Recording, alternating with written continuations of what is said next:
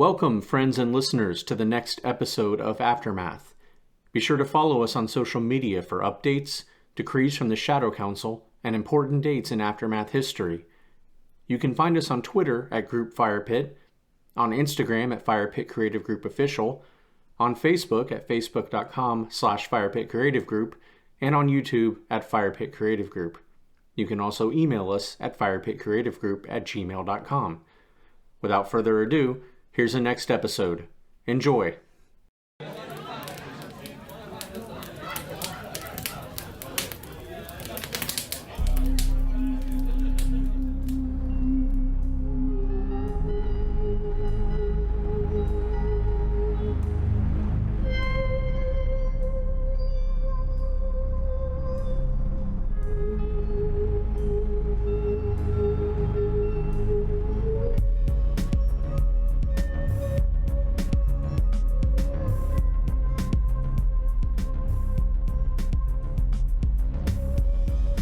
Firepit Creative Group presents Aftermath, Episode 20, Intervention.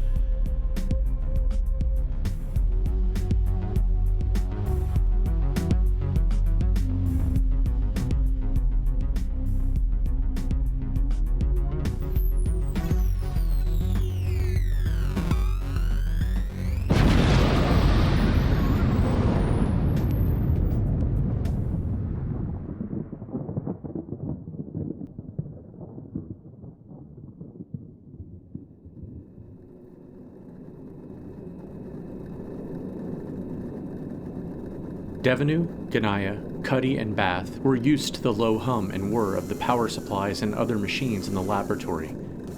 However, the spinning buzz of motors and the clanging of metal the group heard on the other side of the vault door was concerning. "What the hell is she doing?" Devenu asked rhetorically. Bath stepped forward.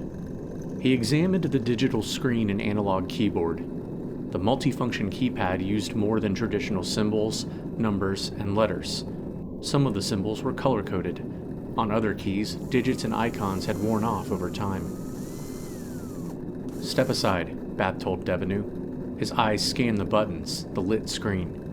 "How many mandatory digits?" 8, Devenu said. A combination of letters, integers, and special keys. "There's no way you can guess the code." Bath stood poised at the console, fingers hovering over the controls, eyes wide, fixed on the screen. "Variables aren't impossible," he mumbled. Cuddy moved towards Danielle. "How many attempts before a lockout?" The project administrator began to say something when Dr. Ganaya pointed out the obvious. "We are locked out." John's fingers moved swiftly, but didn't touch the buttons. After a few moments, he tapped the keyboard cautiously. A red and gold grid flashed on the screen. Bath grinned, eyes wet and glassy. She changed the security protocols. Devenu turned to Cuddy and Ganaya. "Why would Donna do this?" Like a master pianist becoming one with their instrument, Bath punched in the combination elegantly. His eyes were alight, in a way Cuddy had only seen when they explored in their simulacrum bodies. The interior bolts slid back behind metal and fiberglass walls. Muriel reached for Devenu. The younger woman ignored her, practically vaulting between the doors. "I told you," the chief surgeon explained, raising her voice as they entered the laboratory. "Donna's experience in the green stream has changed her. It's changed all of them." She glanced back at Bath and Cuddy, who followed behind them. "She was connected to the mainframe," Bath muttered to Cuddy. The dangers had been mentioned before. Cuddy considered the possibility external forces, hackers on the surface, intervened in the transference of their consciousness into the simulacrum. The Major's gaze followed trails of coated copper wire, fiber optic cable, and bonded, flexible conduits across the floor. Power generators and portable, fuel-guzzling power supplies whistled and droned. "What the hell?" Cuddy looked up into the mass of welded metal where Donna Chang, the Phoenix Project's chief engineer, was perched over one of the porcelainization chambers. Wads of wound cable and circuit boards, still hot with solder, hung from her tool belt and cargo shorts. A drill chattered in Chang's hand. Sparks flew around the transference modules. "Donna!" Danielle called out. "Stop!" Nearby, Ganaya examined General Castro's chamber, studying the biometric details and data that was collected, processed automatically. She saw the general had been in the coffin more than 16 hours, twice the recommended length of time. "She's done it," Muriel spoke quietly, as if to herself. Then, a little louder, turning to the others. "She's reconfigured, deobligated the power output, multiplied the pitch and capture by more than 400%. Cuddy said nothing. His glare implored the physician to clarify. "She amplified the power output without any signal degradation or impact to the general in the chamber, or to his simulacrum. In fact," Ganaya said, pointing at one of the backlit screens, "this can't be right." Cuddy leaned in. What can't be right?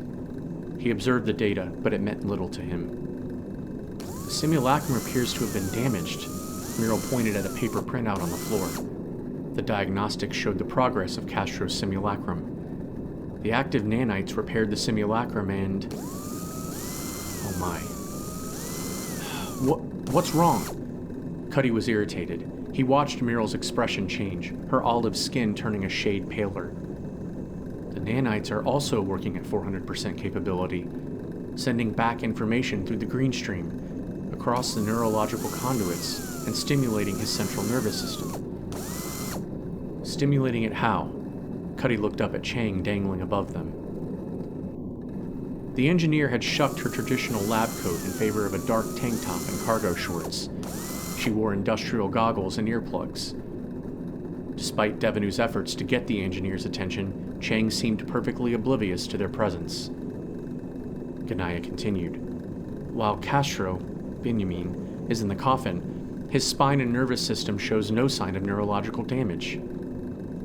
Cuddy moved his head side to side, felt a slight release of tension. That's great. But if he's in the coffin, how does that help us out here? Behind them, John Bath moved distracted, then compelled by the dozens of hardcover, red notebooks strewn across the industrial conference table. He picked up one of the books, saw pictographs and ideographs. Instantly, the linguistics professor understood some of the syllables, the ideas. But the writer's blend of Eastern aphorisms, mathematics, and electrical engineering concepts confused him. Bat put down one red notebook and picked up another. Here, the traditionally vertical logosyllabic pictographs were written horizontally, some left to right, others right to left, suggesting the presence of ideas in code, instructions requiring a cipher to better understand them. Still holding the books, Bath watched Muriel, Cuddy, and Danielle. Then he peered up at Chang, spied a trace of perspiration from the engineer's ear to her shoulder. Chang's whirling metal drill slowed. For a moment, it was quiet in the lab, except for the ambient symphony of machines. "What the hell do you think you're doing?" Devenu shouted at Chang.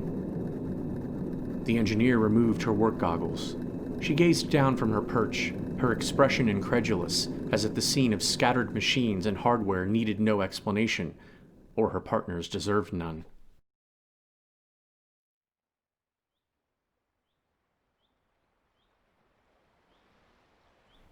Castro followed Esther through the grass and dirt alleys of the tent city erected above the old Greenway Terrace near Brooklyn Bridge Park.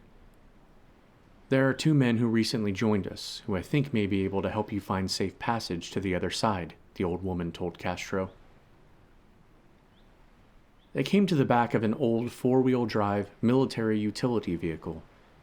In his lifetime, long before the fall of the Western world, the general saw such multi-purpose vehicles shift from use on the battlefield to inner cities for urban emergency and law enforcement operations. Eventually, they were sold by military contractors on the free market, becoming the ultimate consumer status symbol. "Gentlemen," Esther spoke into the enclave that looked more like a defensible military outpost, the kind Castro routinely inspected during the Iran-Israeli war. There was movement in the back of the vehicle. A man stirred inside, his head and torso concealed behind the rear window and gate. The passenger's door opened. A broad-shouldered man in gray American military fatigues exited the vehicle. Castro glanced the man over. He was taller than the general, and probably in his late 30s. His square jaw, angular nose, and bronzed skin suggested he might be Native American. "Ma'am," the younger man nodded at Esther and Benjamin. "John Running Bear," the old woman introduced them. "This is General Benjamin Castro." Benjamin winced, wondering to what extent his legend outlived him, afraid it might be a hindrance. "You look familiar," Running Bear nodded. "Yeah, I get that." Castro scanned the man's uniform for insignia and rank. He saw the Glock sidearm, presumed the healed soldier had other weapons. "Ex-military?" Castro asked. Running Bear stood straight, hands on hips. "Far as I know," he paused, his smile resolute. "Still am in the military, until someone tells me otherwise." Castro looked at Esther, then back at Running Bear. "You think the government is still out there somewhere?" Running Bear's eyes narrowed, scanning the skyline beyond the vehicle's canopy. "Sure do." Castro looked around the soldier's side. He nodded at the back gate of the utility vehicle. "Who's in there?" "That's a sensei," said Running Bear, with a nod. "Sensei?" "Yeah, the teacher." Benjamin leaned slightly to get a better look at the shape of the man in the back of the vehicle. He couldn't help but think about Cuddy and Bath, and wonder what it was that consistently put soldiers and teachers in his path. Running Bear nodded. "But he's sleeping. You don't want to bother him right now." Castro knew better than to blindly trust the uniform, wondering about the man's character, and why these men were in the tent city. Esther interjected. "Benjamin needs help crossing into Manhattan. I thought you and EQ might be able to help him." "We're headed that way," Running Bear stated matter-of-factly. He looked at Esther and raised his square chin towards the bridge in the distance. "Does he know what we're up against?" Esther turned to the general. "He has an idea. We've explained that Silvio Jones's mobsters control the bridges and waterways from Brooklyn in the north down to Staten Island in the west."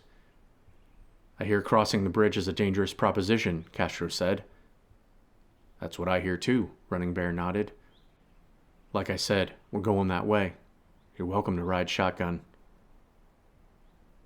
Castro took another look at the vehicle, recognized the up-armored kit's bolts and hinges that put a strain on the vehicle, making it heavier but able to withstand gunfire. He wondered what weapons and firepower were stored inside. "What branch are you from?" the general asked. As the younger man started to respond, Castro felt disoriented. He watched Running Bear's lips move slowly as his own mind went blank. He heard a piercing static, and then nothing. Without warning, General Castro's head pitched back, his simulacrum spasmed, and he collapsed forward, face down into the dirt near the tactical vehicle's rear tire.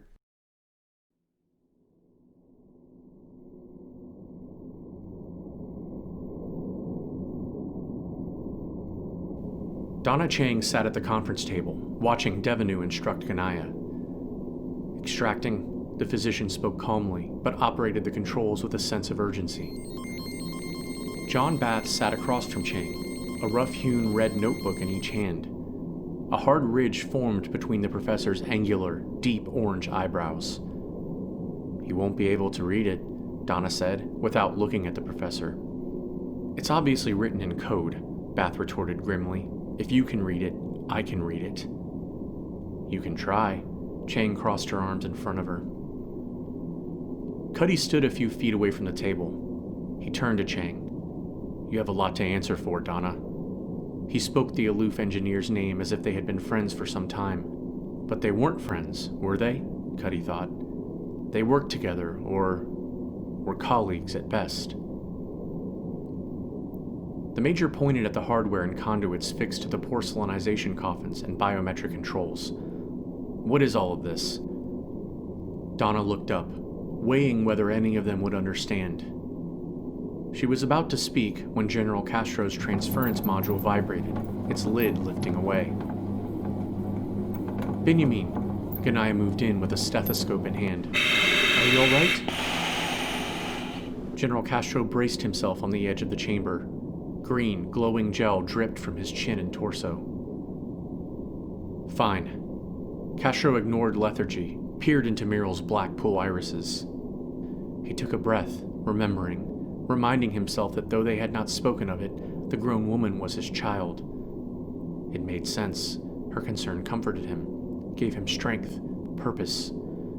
As Muriel positioned the scope's diaphragm to listen to his heart and lungs, the general looked directly at Major McGillicuddy, then Devenu. "We need to talk. Take me to your so-called Shadow Council. I have a report to give."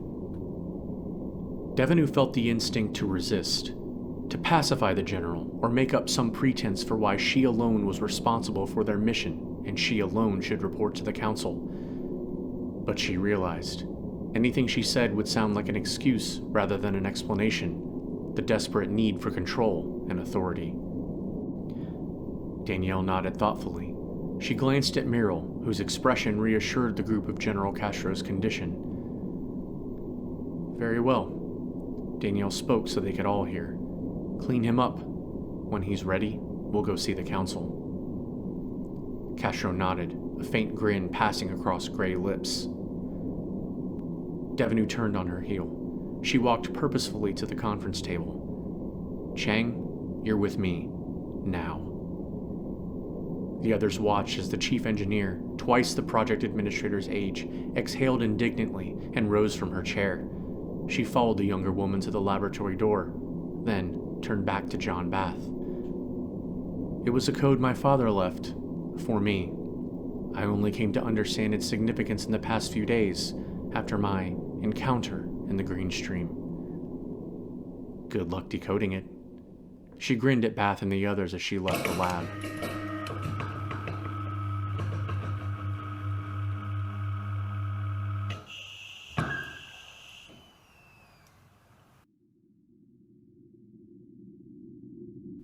Clean-shaven and wearing a starched and pressed shirt, the general hobbled up the lift next to Devenu.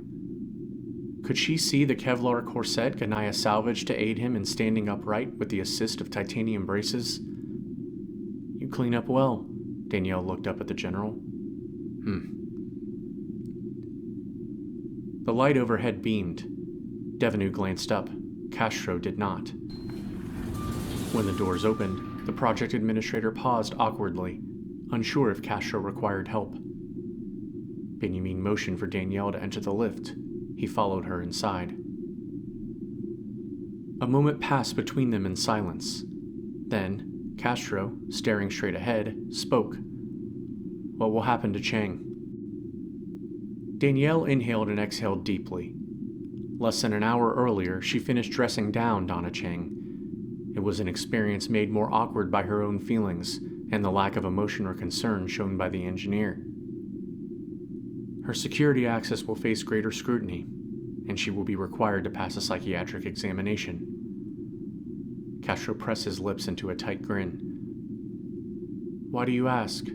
Devenu's true blonde eyebrows came together over dazzling blue eyes. "Psychiatrists." Castro's voice was deep but penitent. He thought of his simulacrum escaping the mutant battle on Nut Island, his encounter with the scavengers and survivors in Brooklyn. What was Esther thinking, tending to his machine body? It wasn't all Chang's fault. I manipulated her. She shouldn't be punished for something I asked, something I told her to do. Clearly, I've lost control over you.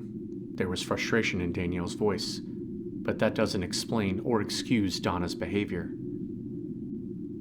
Castro turned, looking down at the young woman, a serious, strong expression on his aged face. That's what this is all about, isn't it? Control. Devenu was about to respond, to hold her ground. But before she could speak, the lift doors opened, depositing them in the sterile chamber where she routinely met the Phoenix Council. Castro was taken aback by the length of the white-walled room, the lines etched in the floor and its curved walls. He forced his feet to drag, one before the other, his torso and arms guiding him, assuming his weight with the aid of the braces. Danielle walked at Castro's side, giving him space. She wondered if the older man could sense her concern, her fear about what he was going to say to her masters. Maybe, she thought, he would say those things she wished she was brave or angry enough to ask. As the room's LED lights dimmed and lavender illuminated the center of the room, Danielle Devenu couldn't help but think about her father, Jaquise. Too often he comforted her with those words, "Just because people think I'm crazy doesn't mean I am. Just because I may be crazy doesn't make me wrong." Benjamin glanced at Danielle as the holograms in the center of the room took shape.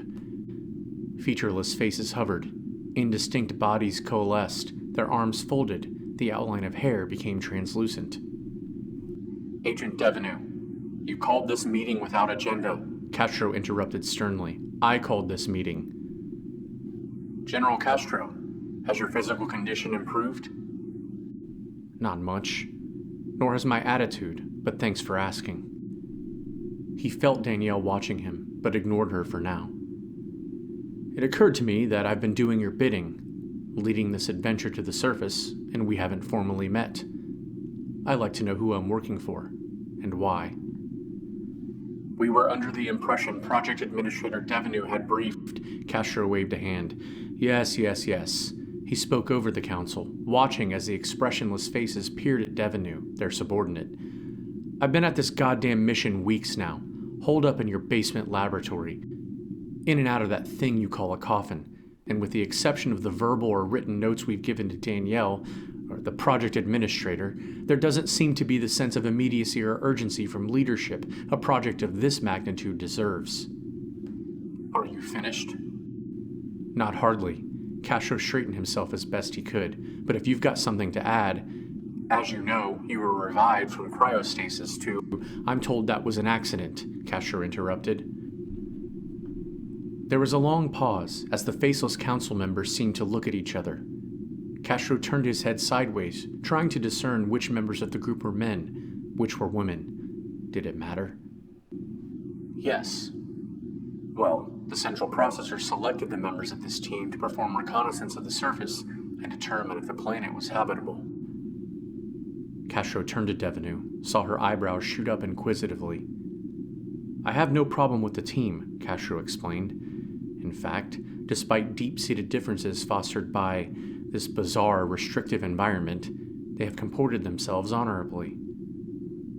"You may disapprove of our methods, General Castro, but..." "The surface is habitable," Castro interjected, his words hanging, demanding a response. "Yes, but..." "Oh, I understand." He took an uncomfortable step towards the swirling purple hologram. "I'm a fossil, an antiquity, a tool to be used and disposed of. I know my place." "General," Devenu placed her hands on Benjamin's arm and shoulder. Her touch was supportive. "Please." "No. We've been at this and made minimal progress, but attained maximum information. And yet..." Castro halted a moment.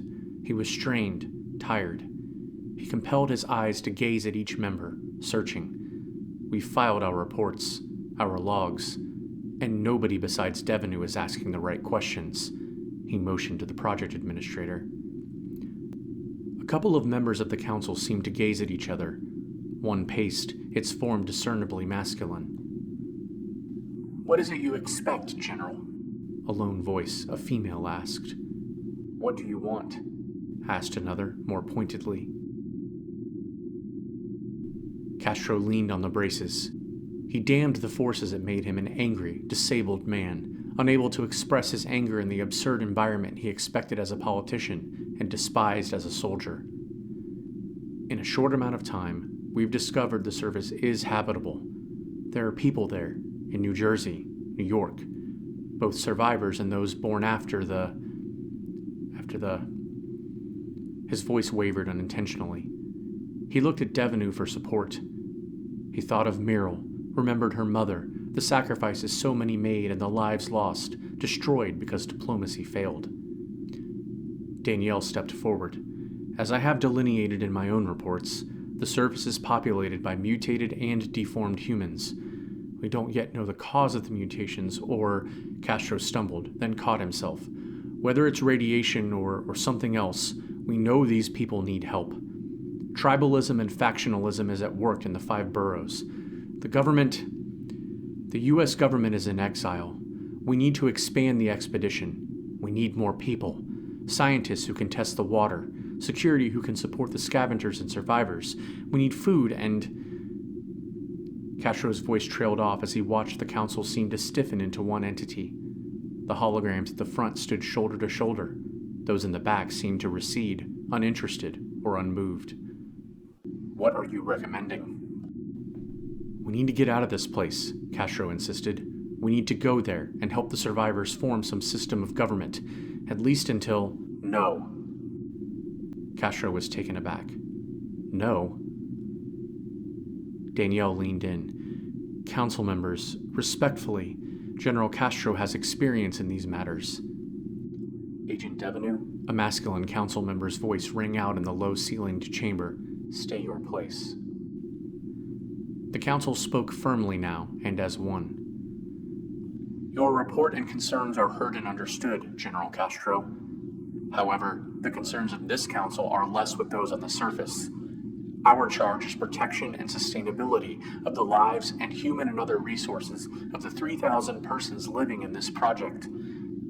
Unless the central processor conducts us otherwise, we are, at least for now, not at liberty to indulge in drastic measures that would put others, young and old, in harm's way.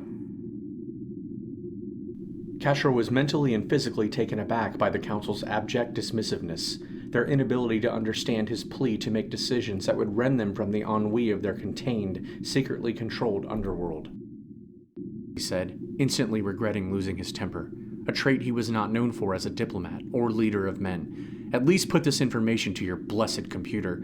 Give my report to the central processor and ask for instruction. Silence fell over the room. Castro stabilized himself. He watched Devenu out of the corner of his eye, saw she was displeased. Finally, the council spoke in unison. Very well. It will be done. We will consult the central processor. Surprised, Castro was unsure if he accomplished anything. Was it possible to anger or annoy a remote collective entity? Were they ambivalent, oblivious to the information he shared? Or were their concerns elsewhere?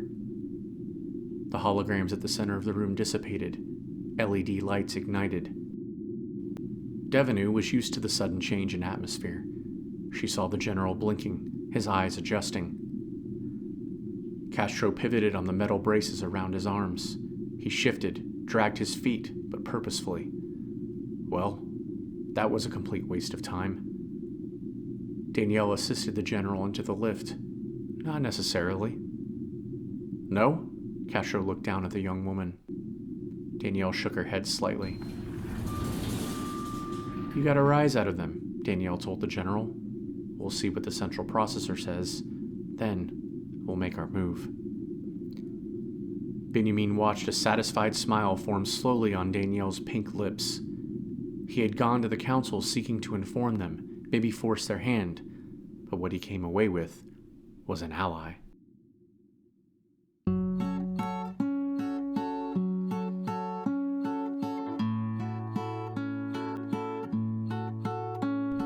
Aftermath, a Fire Pit Creative Group production, based on a story created by Rhett Davis, with characters created by Warren Davis, Willem de Greef, and Cole Hoopingarner. Written by Warren Davis and Willem de Greef, with Cole Hoopingarner.